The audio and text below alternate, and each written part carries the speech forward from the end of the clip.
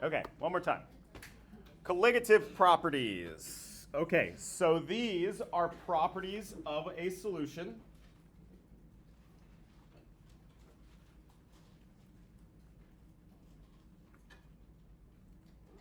that depend only, and that only is a key word there, on the concentration of solute.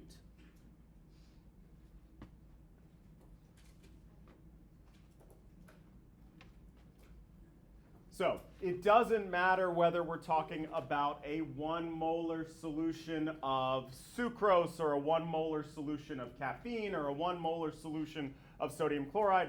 It doesn't matter what our solute is. The only thing that matters is the concentration of that solute in our solution.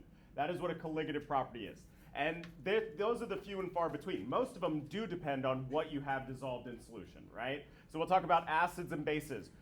How acidic a solution is. It depends on what acid you have dissolved in there, okay? So there's plenty of properties that do depend on what your solute is. These colligative properties, this is a subset of properties of solutions where it doesn't matter what we're talking about. The only thing we need to know is the concentration of that, all right? So we just want to note that it is independent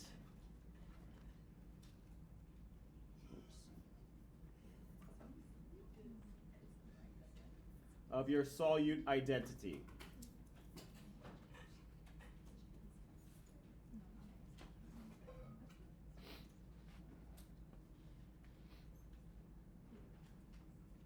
Okay?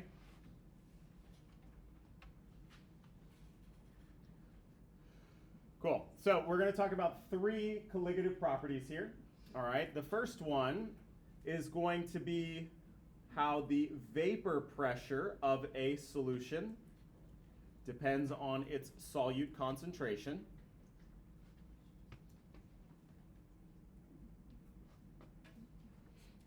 All right, so first of all, what is vapor pressure? Let's imagine that I have a beaker here full of some liquid. We can imagine that it's water since we're all pretty familiar with that one. All right, I got a bunch of water molecules floating around in here. Let me make them a little bigger.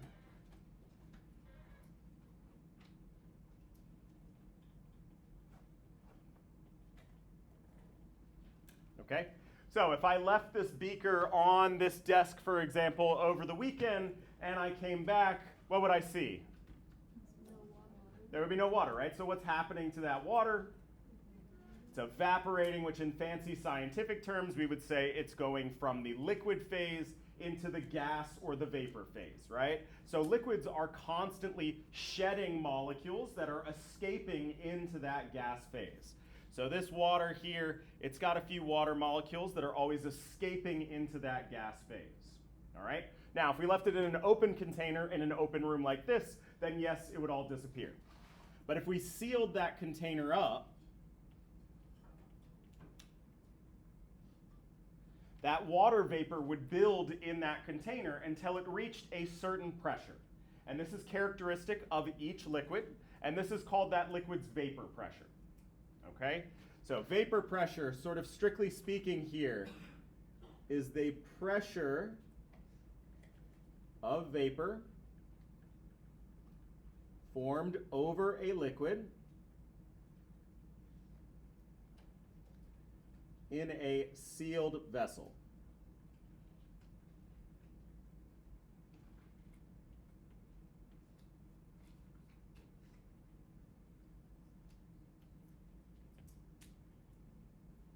All right, it's a constant value. All right, we're going to add this important caveat at a given temperature.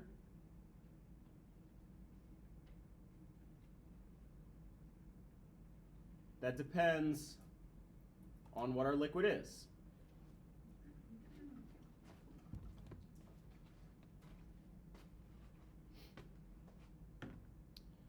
Okay. For those of you who have ever painted your nails and you go to get your nail polish off, nail polish remover is made of a compound called acetone. And what happens as soon as you open up that bottle, you get smacked in the face with that smell of acetone, all right? That's because acetone has a much higher vapor pressure than water does. So certain liquids escape into the gas phase much easier. This actually depends on those colligative properties that we were talking about. The stronger the not colligative properties, sorry, that's what we're talking about now. The intermolecular forces that we were talking about, the stronger the intermolecular forces between liquid molecules, the less their vapor pressure is, the less likely they are to escape into the gas phase. So this is kind of our wonky definition here, okay? Kind of the simple way that I want you to think about it is a liquid molecule's tendency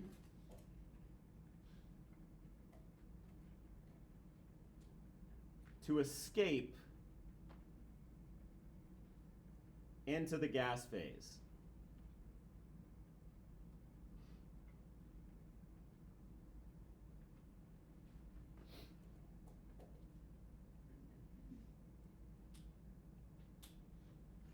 All right.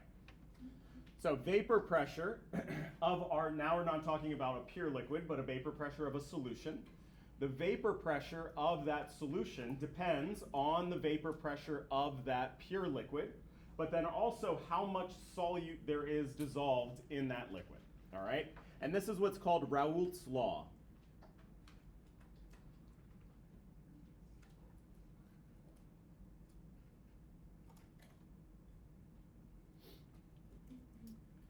All right, Raoult's law says that the vapor pressure of our solution is dependent on fancy X here. What did the fancy X mean from last class?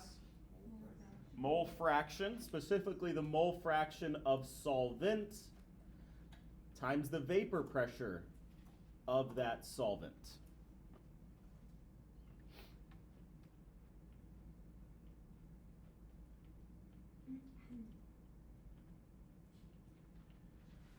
Okay, so let's first practice calculating our mole fractions, and then we'll go ahead and utilize Raoult's law here. All right, let's say a solution of sucrose contains 2.5 moles of sucrose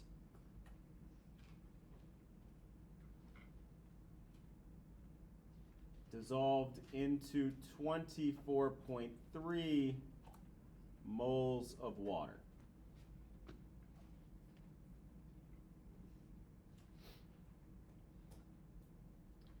All right. Step one here, we're going to need to figure out our mole fraction of solvent based on the information in this problem here. All right, so everybody's going to take a second. Calculate this mole fraction of solvent for me.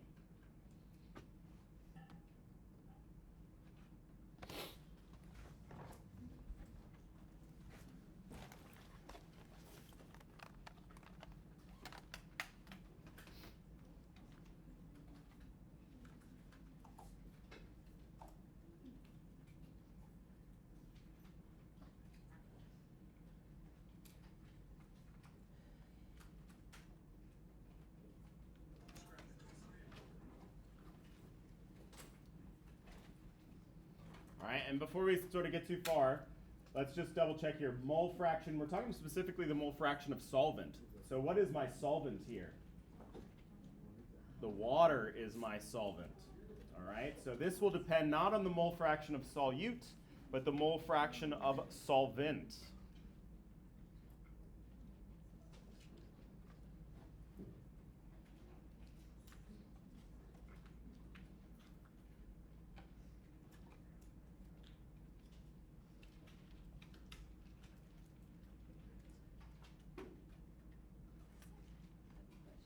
Yeah. Why are we finding the X solvent when there's two solvents? Why are we finding the solvent of H2O first? So sucrose would be your solute. And the water is the solvent. Oh, okay. And this depends not on the mole fraction of solute, but the mole fraction of solvent.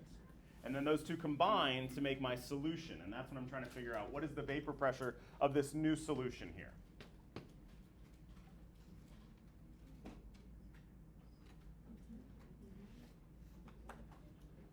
All right, so my mole fraction of that water is going to be that 24.3 moles of water over that 2.5 moles plus our 24.3 moles. We can note that my sig fig here is in the tenths place. So when I go to 24.3 plus, simplify this,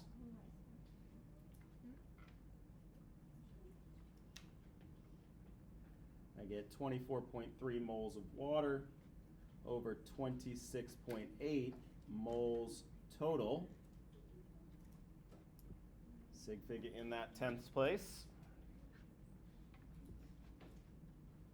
All right, so my mole fraction here, 0.9067. I'm just going to take a few digits beyond that sig fig and mark my 3 sig figs with a bar here. All right, so that's based on what we learned last time, just calculating that concentration using that mole fraction. Now, in order to use Raoult's law, I need to know what the vapor pressure of my solvent is. And I guess maybe let's just annotate this real quick, right? This is vapor pressure of our mixture, of our solution. This is, of course, that mole fraction of solvent, and then lastly our vapor pressure of our solvent.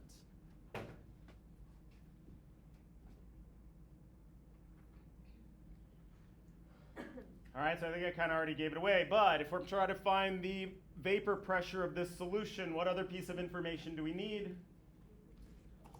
The vapor pressure of solvent, which is, what's my solvent? Water. So I need to look up the vapor pressure of water. And again, these vapor pressures are constant values, so they're tabulated in, back in my day, you would flip through one of those gigantic books to find this out. Now, of course, you can find all that information online, but these are just constant values. You would go ahead and look up the vapor pressure of water. All right, so I'm going to tell you the vapor pressure of water at room temperature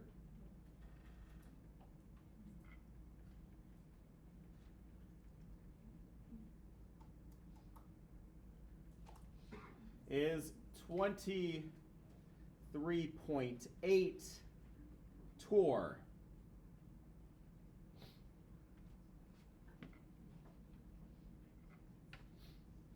All right, and I want to know what is the vapor pressure of our solution.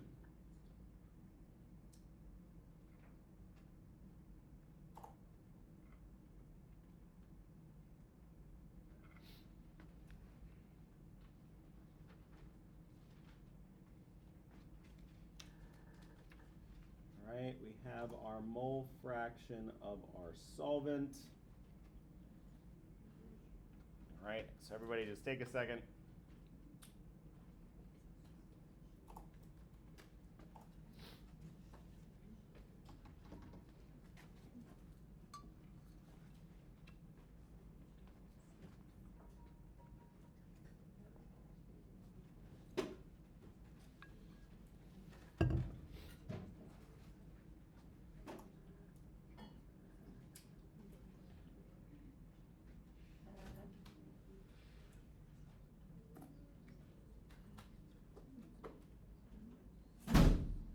Right, so I'm going to take that 0.906,716 with my sig fig marked. I'm going to and what are the units on a mole fraction? Yeah, trick question. So mole fractions don't have any units associated with them. Right, they're one of our unitless quantities. We'll be introduced to a few of these in the course. They're few and far between, but they do exist. All right.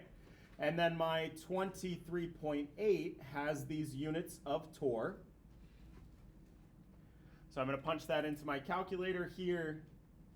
I get 21.5798 And what are my units? Yeah, so whatever pressure you look up your vapor pressure in.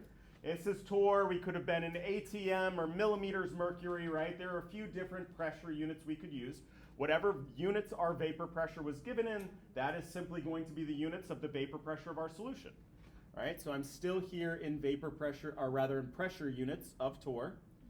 And then I'm going to be doing good and do my 3 sig figs. So 21.6 torr. Put a box around it. That's our answer. Okay? Now, if you remember, we talked about this mole fraction here, and we said that it has a maximum value of what?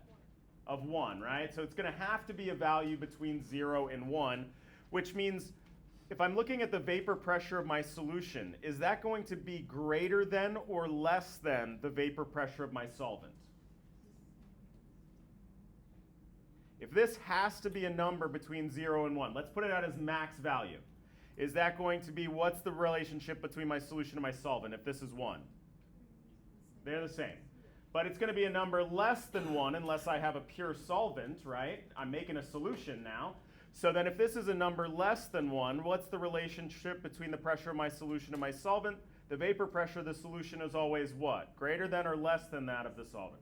Always less than, okay? So no matter what solute you use, all right, the vapor pressure of your solution is going to be less than that of your pure solvent. I guess, low caveat, of a non-volatile solute, one that doesn't evaporate easily. But anyways, we call this vapor pressure depression. Don't worry, it'll be okay. But that is our colligative property here. The vapor pressure of our solution always less than that of our pure solvent.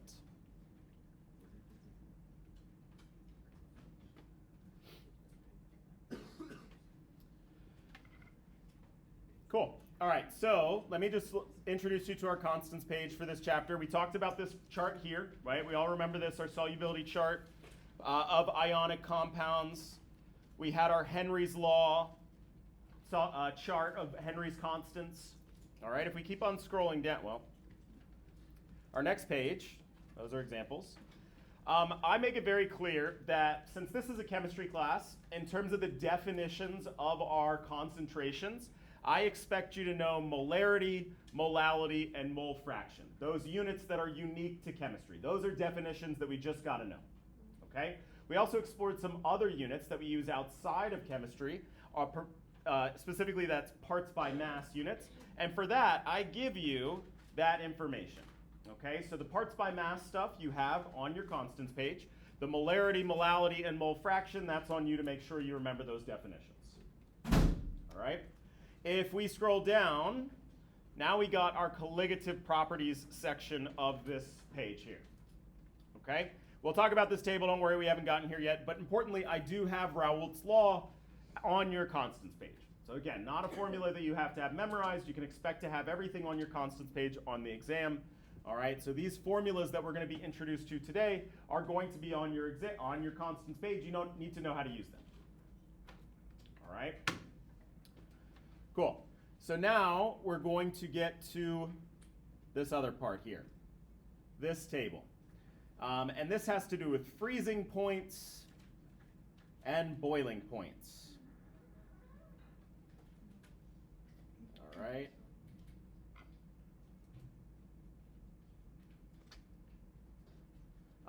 Specifically, just going back to our constants page here, I will just note that these formulas that we're going to be using, and I'll introduce them here in a second, but they are also given in this top part here, right? So these formulas are the ones that we're going to be using. Okay. Cool. So let's talk about boiling point elevation first. Really, let's just talk about boiling point for a second.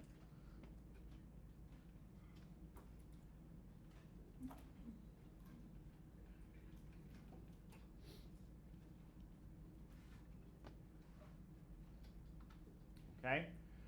So we talked about evaporation, which is when a liquid, our water that we have sitting out on the desk here, so those water molecules will spontaneously escape into the gas phase. That's evaporation, all right? Boiling is a similar property here. This is going from the liquid to the gas phase.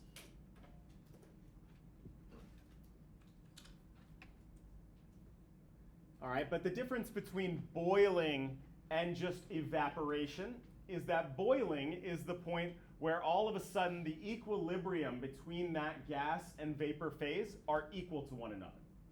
All right, so there's now no longer a preference for the liquid phase like there is at room temperature. When we elevate that temperature, all of a sudden that equilibrium tilts, and we haven't even talked about equilibrium yet. That's the next chapter. But you're just going to trust me that all of a sudden it's that much more favorable to jump into the gas phase. The gas phase becomes more favorable at that temperature. All right? So we're just going to note here, this is now more favorable at what we call the boiling point.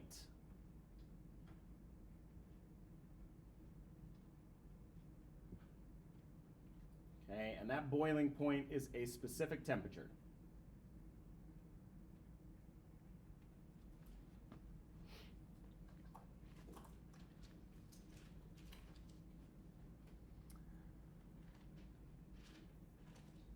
Okay, and what do we see when we boil something? Bubbles, all right? And so what's happening is that those liquid water molecules, they get so hot that they turn into the gas phase. Gas molecules are much further apart. So all of a sudden they expand and they form that bubble, which then travels up, all right? And the boiling point, strictly speaking from a physics standpoint, this is the point where the vapor pressure of your liquid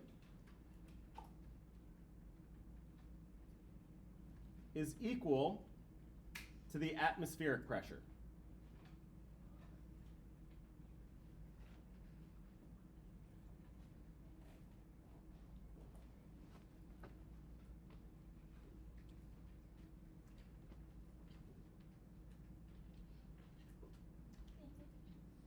All right.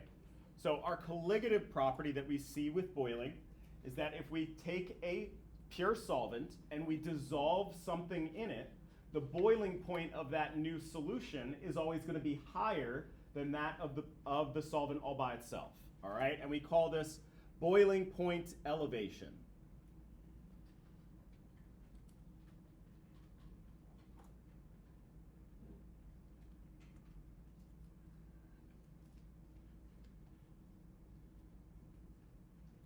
All right, so the temperature of boiling of our solution is greater than the temperature of boiling of that pure solvent all by itself.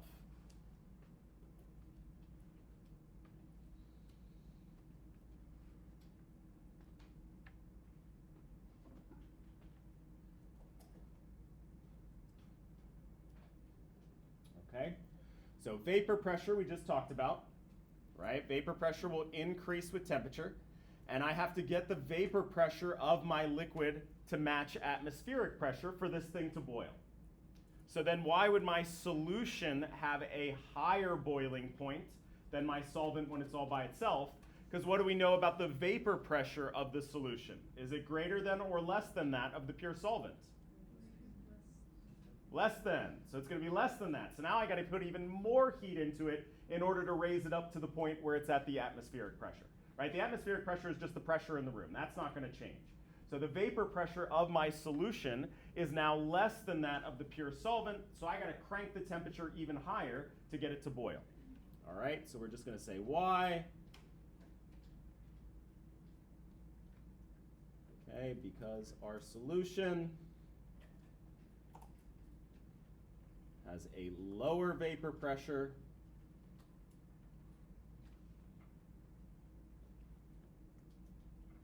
meaning it needs more heat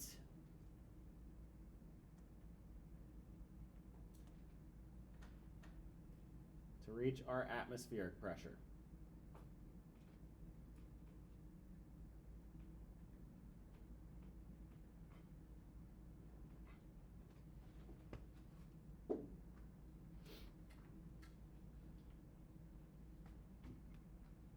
Okay? So there is a fancy little formula that relates the boiling point elevation to the concentration of our solute, right? Our colligative properties, depending only on the concentration of our solute. And that is this formula here, delta T boil equals I fancy M KB.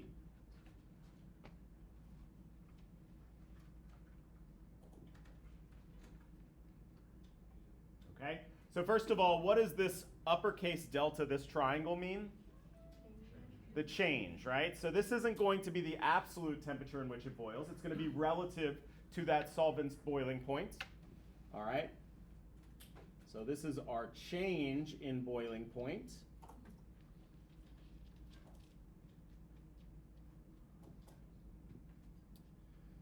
The fancy I here, I'm going to kind of kick the can on explaining what that is right now. This is what's called a Van't Hoff factor.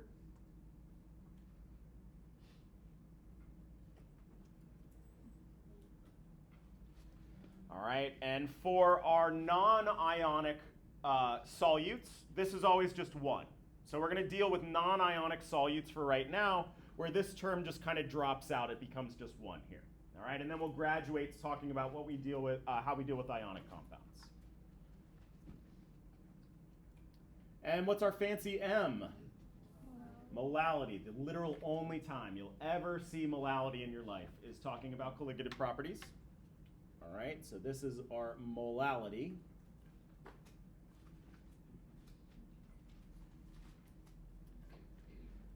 All right, and what is this KB here?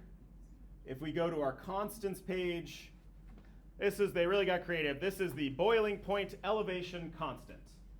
Okay, it's a constant that's going to be unique to whatever your solvent is that you're talking about. Okay, so our boiling point, elevation, constant, and we're just going to note from our constants page.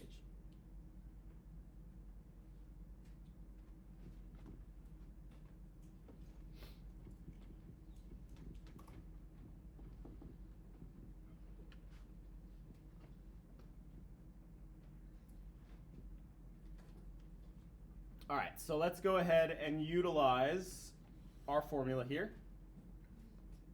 Okay, let's first work on calculating that molality, right? So practicing what we learned how to do last time, calculating concentrations.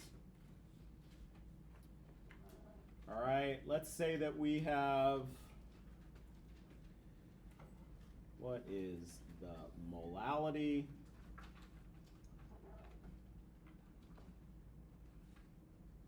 If 3.65 moles of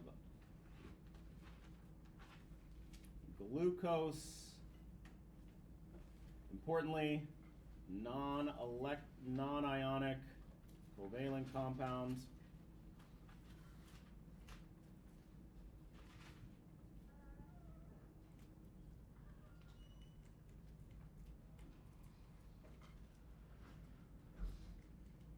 Is combined with 1.27, that's not a 7, 1.27 kilograms of water.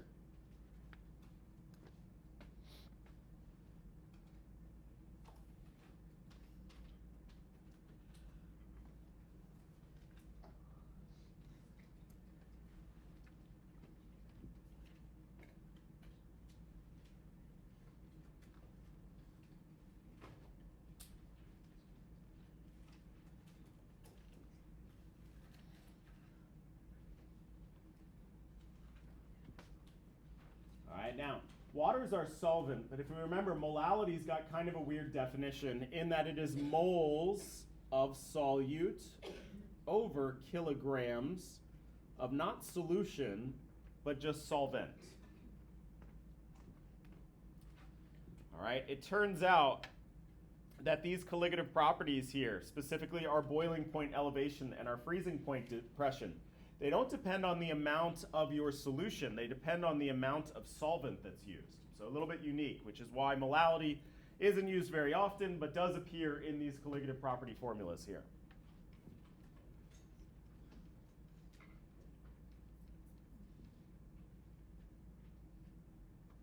All right, so I got 3.65 moles of my solute divided by that 1.27 kilograms of solvent.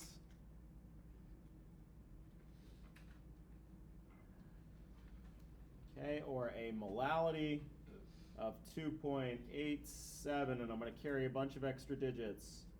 4015. Got 3 sig figs here. My units, moles over kilograms, don't cancel out, right? So instead, I'm going to combine those into that fancy M. That's my units here for molality.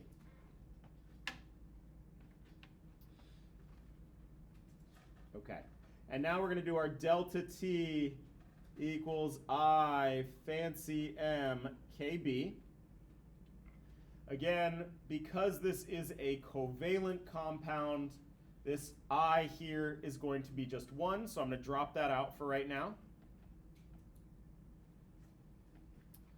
All right, and given this formula here, I want you to take a second. I'm going to go to our constants page in 1 second, but I want to know what is the boiling point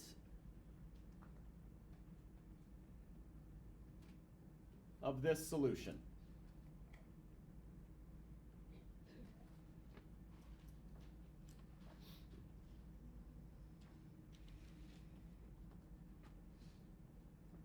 So we have our molality. We need to pull a few values from our constants page here. All right, so first of all, note that we have a few different solvents. Probably at this one, the only one that you have like direct laboratory experience with is water. You've probably heard of ethanol. Ethanol is the drinking alcohol. And then there are these other ones, benzene, carbon tetrachloride, chloroform, diethyl ether. These are very common organic chemistry solvents. Okay, so not something that you deal with every day here on this level, but nonetheless stuff that we do deal with pretty often. Benzene they don't really use anymore because it's crazy carcinogenic, but nonetheless, old school chemistry table here. These are solvents that you might encounter in organic chemistry. So we got to find our particular solvent on the table. In this case, we were talking about water. Okay. Notice that the first blocks here, first 2 blocks here, are freezing point stuff. We're not quite there yet, right? So we need to jump to our KB over here, find that value of 0.512.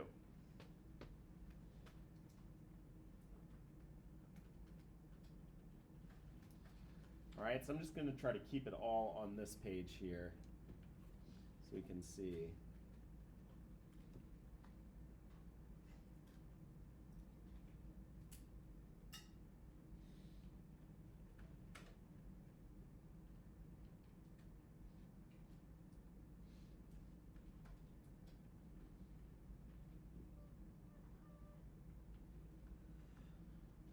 Times our value of KB, 0.512.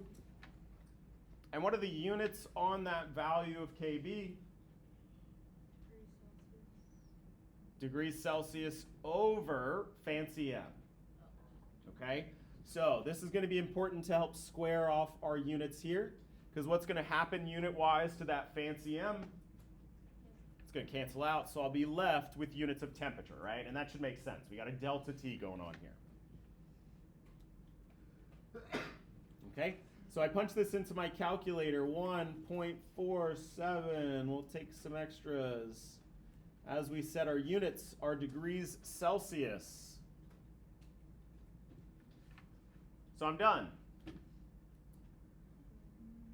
No. Does that make any sense? Does my sugar water here boil at 1.5 degrees Celsius? No. Because this is the delta T, right? So this is the amount of increase, the amount of elevation that you would see, which is why we have this other entry on our table, the normal boiling point of that substance, right? We're going to need to take water's normal boiling point of 100 degrees Celsius, and are we going to add or subtract that delta T? Luckily for us, it's built into the table here. We just got to read carefully. Boiling point elevation. Okay? So we're going to have to, this is going to be different note. It's freezing point depression. So we're going to have to keep these straight here. But boiling point elevation, meaning my boiling point's going to be higher than it was for that pure solvent. So in order to get my boiling point of my solution, I need to take the boiling point of my solvent and add that delta TB.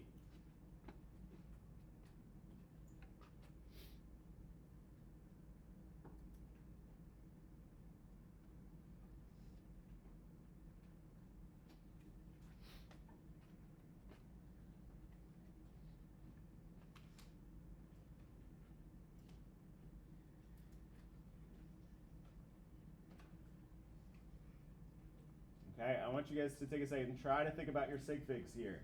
We got addition sig figs to worry about. These are the pain in the butt ones.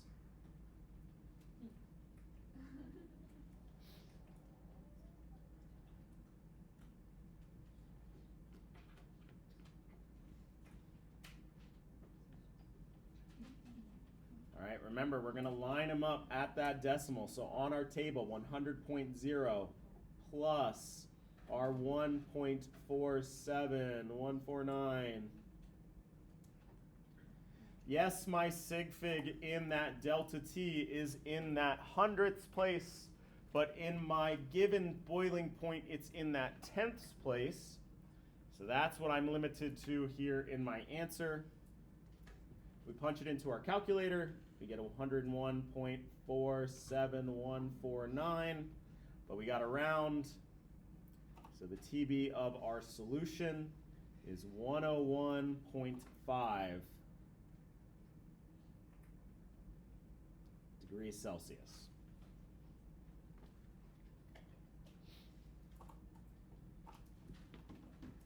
What's up? So we can just add the 0 onto 100? Well, it's given to you that way. Oh, is it? Okay. Yeah. So you're going to pull it from this table here. So this table we're going to treat as having given us the correct number of sig figs. And since it's given to us as 100.0, that's why we're going to keep that 0 in the tenths place.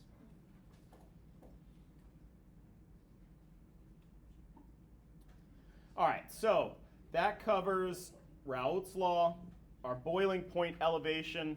We got one more for freezing point here. And freezing point, we'll note, is a freezing point depression. So first of all, let's talk about freezing point.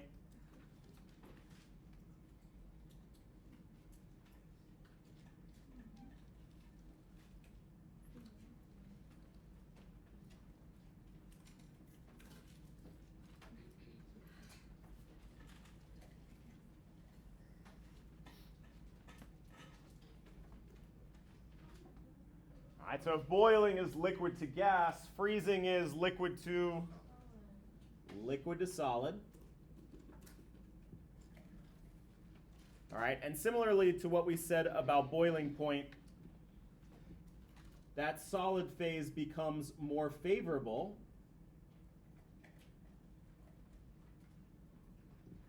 at that freezing point.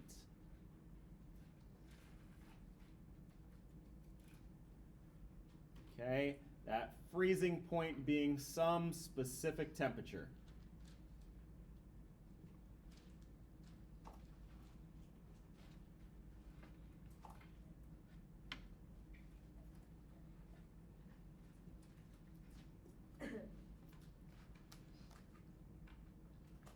Okay, and our colligative property here is freezing point depression.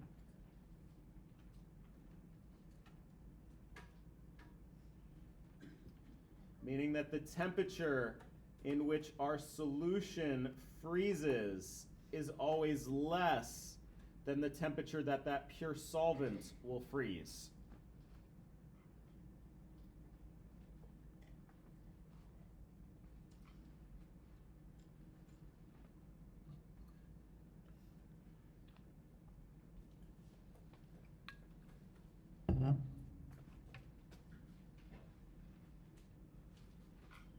Okay, so why is that? This has a little bit, I think, a nicer, neater picture than our boiling point here. All right, when something freezes, that solid is this highly ordered structure. So if we just want to think about water, For water to form ice, those water molecules have to form this very ordered shape. They line themselves up in this very specific geometry in order to form that solid, right? So our pure solid here, it's not solid, sorry, pure solvent. Okay, our solid, let's make it bigger. Now we have all of these molecules lined up really perfectly. We have this highly ordered solid.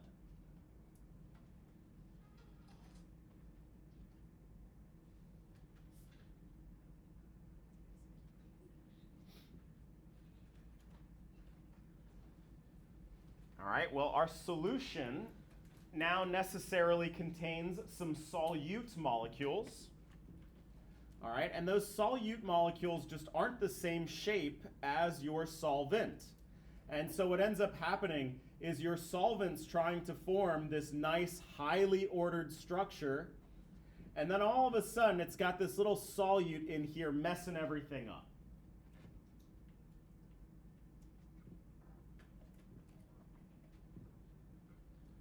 All right, it doesn't do as good of a job at forming this like beautiful, highly ordered lattice structure, repeating units.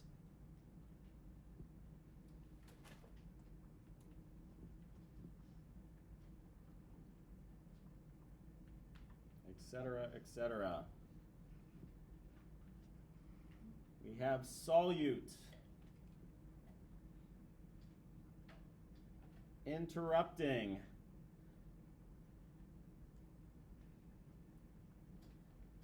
that order.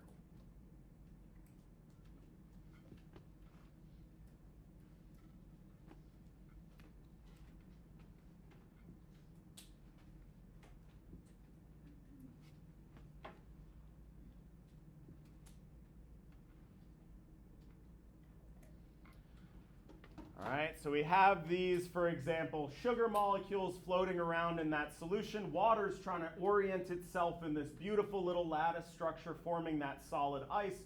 And all of a sudden, boom, there's this sugar molecule in its way, preventing it from doing that. It's got to kind of change its shape a little bit to do it. And so you got to end up removing even more energy, removing even more heat for those water molecules to fall in line and form that solid structure. We get this same looking formula here. Delta TF equals I fancy M KF.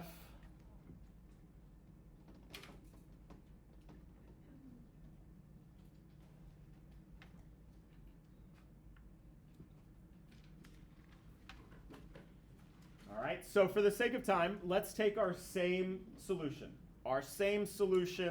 of sugar and water, which we found to be 2.87 molal, right? And because this was a covalent compound, not an ionic compound, we didn't have to worry about that term F, that term I. So we just got this delta T equals MKF now formula, all right? And so given what we discussed before, I'm going to go back to our constants page. Okay, we can just note that our solution has a molality equal to 2.874015.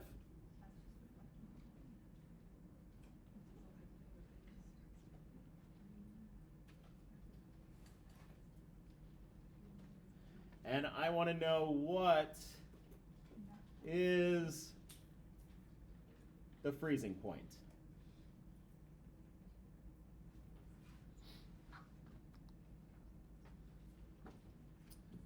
We can note.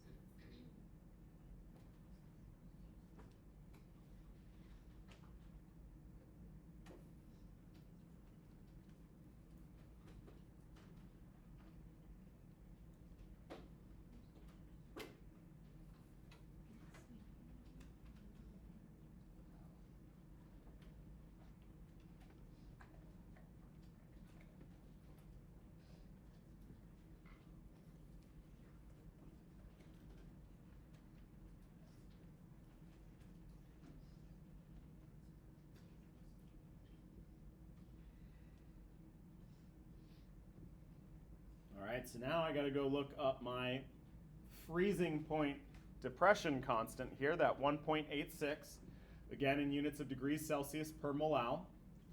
So my molals cancel out, and I'm left with temperature units of degrees Celsius. Punch this into my calculator. I guess let me be good and mark this sig fig. Punch it into my calculator. 5.34566 degrees Celsius. And I'm done. No. Okay, so again, that tells me the change in temperature, right? My delta here. And specifically, we're talking about freezing point depression. So I need to take my normal freezing point of water, this 0.00, and do what? Add or subtract delta F?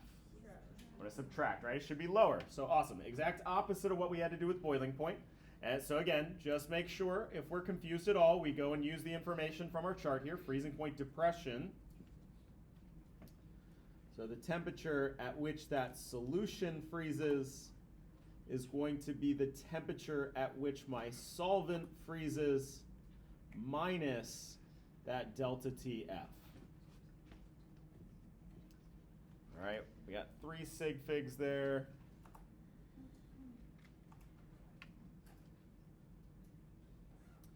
So again, being good, and we're taking this number as given on the table, our 0.00 minus 5.345669.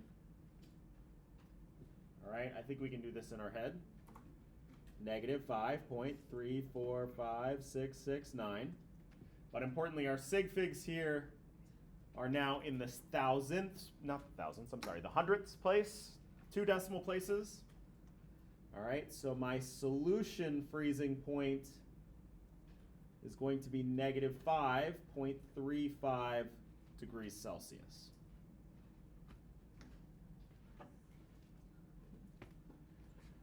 All right, if you've ever lived in an area that gets lots of snow, one of the things that they do is they go and salt the roads, right? So why do they put the salt down on the road?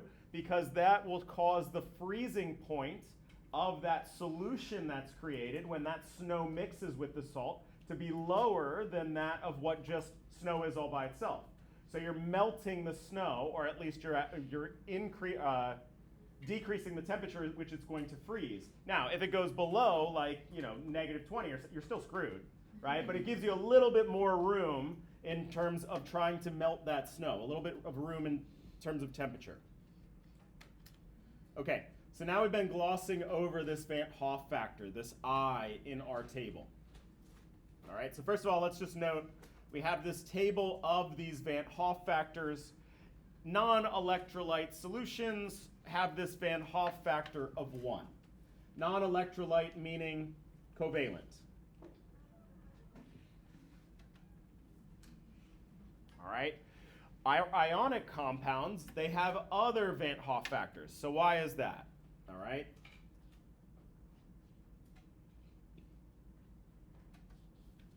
Let's just kind of talk about what this Van Hoff factor is doing for us.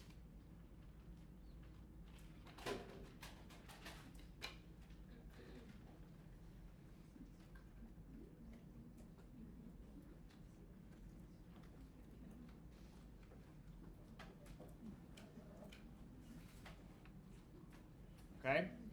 So first of all, when I take as an ionic compound like sodium chloride, and I make a solution, what happens to the sodium ions and the chloride ions? They separate, all right, awesome. So now I have aqueous sodium ions floating around and aqueous chloride ions floating around.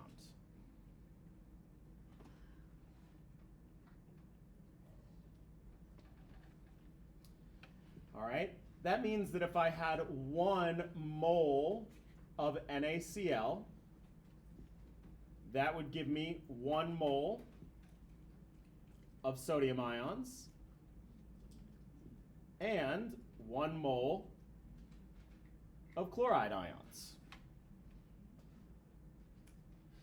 But since these colligative properties are dependent on the total number of little things floating around in that solution, the total number of solute particles, all right, I have 2 moles of particles that have been created. Okay, so our Van't Hoff factor is accounting for the dissociation of those ionic compounds. The fact that if we take 1 mole of sodium chloride, we don't just get 1 mole of solute in that solution because the sodium and the chlorides have separated, right? So that's what our Van't Hoff factor is helping us account for.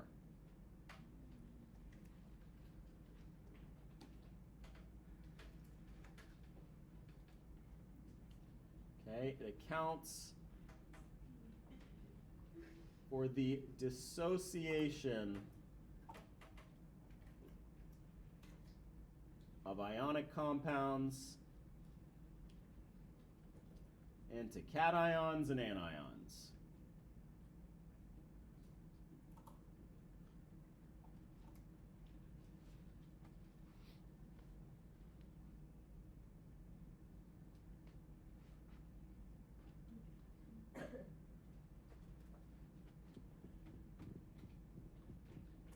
Okay, so if we go back to our table and just investigate here, we can note that we have these expected values, all right, and that's just what I said for sodium chloride. You would expect it to dissociate into sodium ions and chloride ions, so this Van't Hoff factor of 2. But then we also have these measured Van't Hoff factors. And it turns out that that pretty picture of like them dissociating completely is a little bit of a lie, right? So somebody went in and measured instead and found 1.9 was more correct.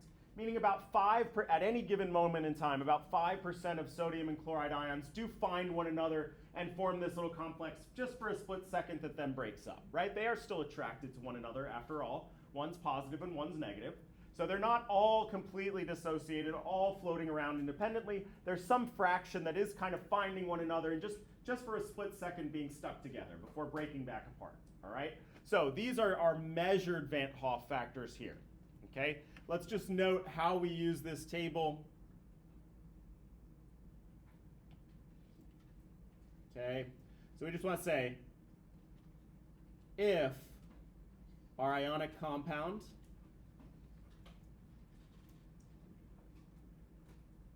is on this table, then we're going to use the measured value.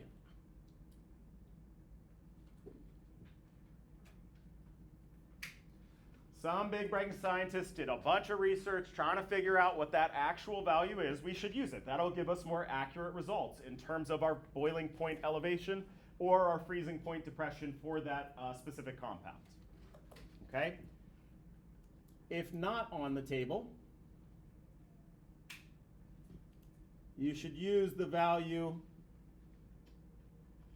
you'd expect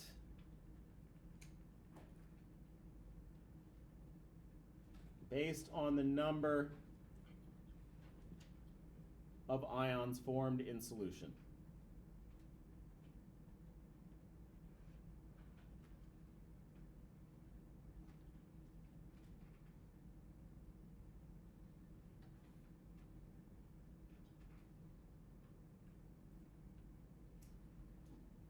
Okay, so like just to be clear, if I said magnesium chloride, you would use a value of 2.7 because magnesium chloride is on our table here.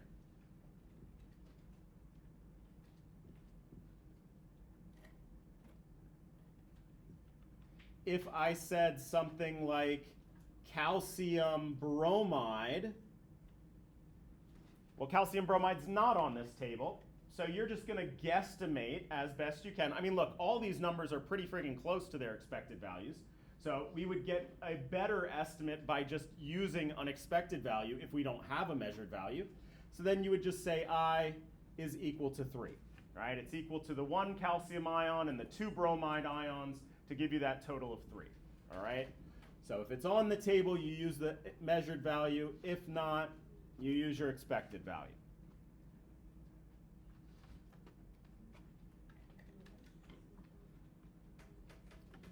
Cool. All right, so then let's do one from scratch here using one of these compounds, one of these ionic compounds instead of our covalent compounds. And we'll even pick a fun solvent we've never heard of. Okay, I'm going to put it right here so we can see.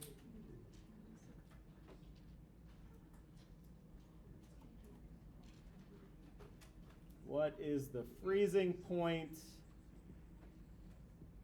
of a 6.7 molal solution of NaCl in ethanol?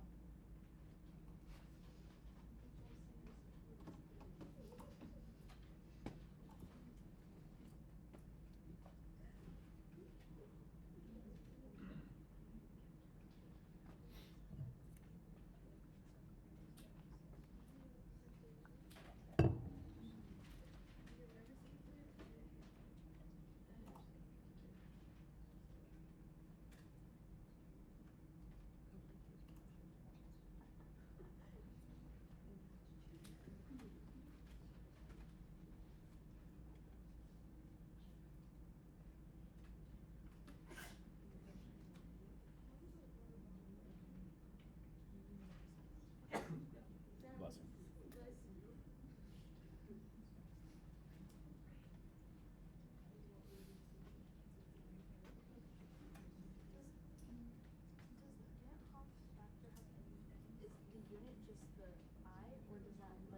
It's a unitless quantity. It's another one of those units. It's kind of like a fudge factor. Okay. Yeah. Good question.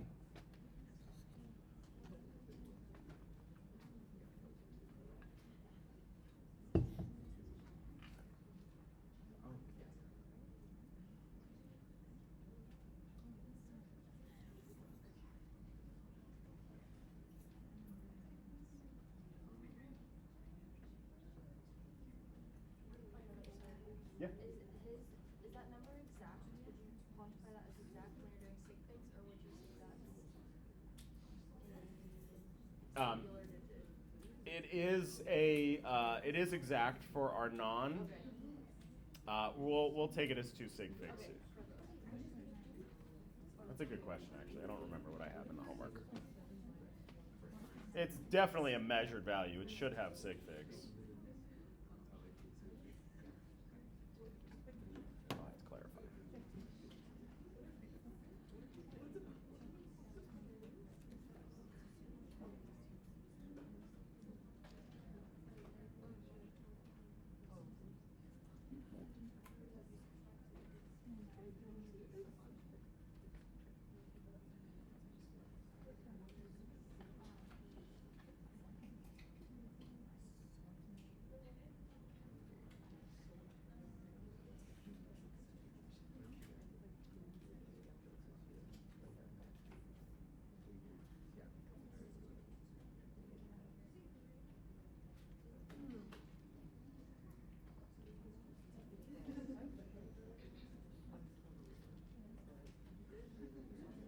All right, so I'm going to, my Van Hoff factor for my solute here, since that's on my table, we'll go ahead and use that measured value of 1.9. This is another unitless quantity. It's honestly more like a little bit of a fudge factor here. It's just put in there because it makes the trends and the data work out that much better. Times our 6.7 molal times our freezing point elevation constant. But now we got to look it up for our solvent, ethanol. 1.99. And that's degrees Celsius per fancy M. All right, so punch that into our calculator here. We get 25.3327. My fancy M has canceled out, leaving me with degrees Celsius and 2 significant figures.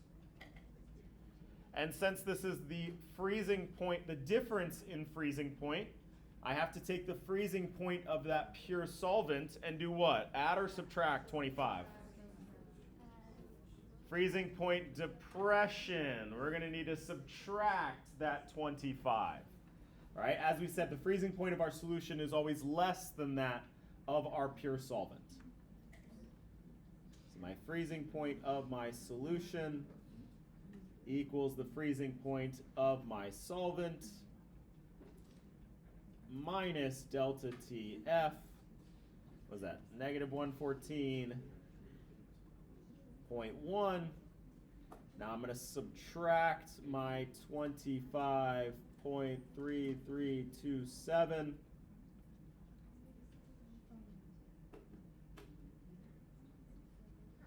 All right, based on our significant figures in my freezing point and my freezing point difference here, where's the sig fig in my answer going to be? In the ones place or the tenths place? Furthest to the left. All right, so our answer can't be more precise than our inputs. This one I only know to the ones place. This one I know to the tenths place. Well, I can't know it any better than this one here. So whichever marking is furthest to the left. So I'm going to round to my ones place in my answer here. So I'm going to punch it into my calculator. Negative 139.4327. All right, that new freezing point of my solution is negative 139 degrees Celsius.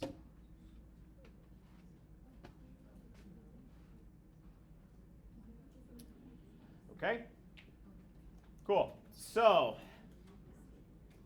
in summary, talked about these colligative properties, these properties that depend only on the amount of solute that we have dissolved in our solution. We don't care what our solute identity is. We talked about vapor pressure, how the vapor pressure of a solution is depressed compared to our vapor pressure of our pure solvent, and we could quantify this with Raoult's law. All right, then we also talked about boiling point, how the boiling point of our solution is greater than that of the pure solvent. That's related by our formula here, delta TB equals I fancy M KB. And we got a similar formula here for freezing point depression. Our solution always has a lower freezing point than our solvent. We had that similar formula that we used. And then we talked about our Van Hoff factor that helps us account for the fact that these ionic compounds dissociate into cations and anions. Break. All right.